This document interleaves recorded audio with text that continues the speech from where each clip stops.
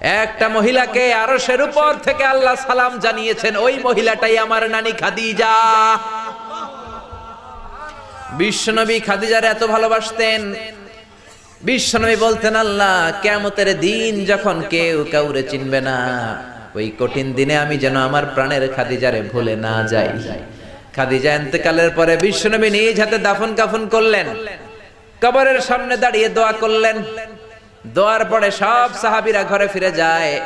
আবু বকর বললেন, নবী চলেন ঘরে ফিরে যাই, দাফন শেষ, কাফন শেষ, দোয়াও শেষ। বিশ্বনবী বললেন, না আবু বকর, আমি যাব না, তুমি যাও, আমি কবরের সামনে দাঁড়িয়ে থাকবো। যেই মহিলাটাকে এই কবরের মধ্যে আমি শোয়ালাম রে আবু বকর, এই মহিলাটা সাধারণ কোনো মহিলা নয়, আমার বিপদের দিনের সঙ্গিনী খাদিজা।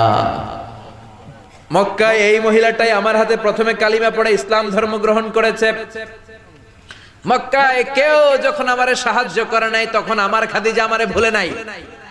কেউ যখন আমার শেল্টার দেয় নাই, সাহায্য করে নাই, খাদিজা আমারে সাহায্য করেছে। মক্কার লোকেরা 3 বছর শিয়াবে আবি তালেবে আমার জেলের মধ্যে রেখেছিল। আমার কলিজার টুকরা বিবি খাদিজা ওই জেলখানার ভিতরে আমার সাথে ছিল। আবু বকর, তোমার মনে চাই তুমি ঘরে ফিরে যাও, আমি এখানে দাঁড়িয়ে থাকবো। আমি দাঁড়িয়ে দাঁড়িয়ে খাদিজার কবরের 3টা প্রশ্নের জবাব আমি বিশ্বনবী নিজে দিয়ে তারপরে ঘরে ফিরে যাব রে আবু বকর। সাইয়েদনা জিবরাইল এসে বললেন, ইয়া রাসূলুল্লাহ, ইয়া হাবিবাল্লাহ, দাঁড়িয়ে থাকার দরকার নাই, আপনি ঘরে ফিরে যান। আল্লাহ বলেছে খাদিজার কবরের 3টা প্রশ্নের জবাব আরশের উপর থেকে আল্লাহ নিজেই দিয়ে দিবে। ও নানা কই, আপনার নানি বাররা কই?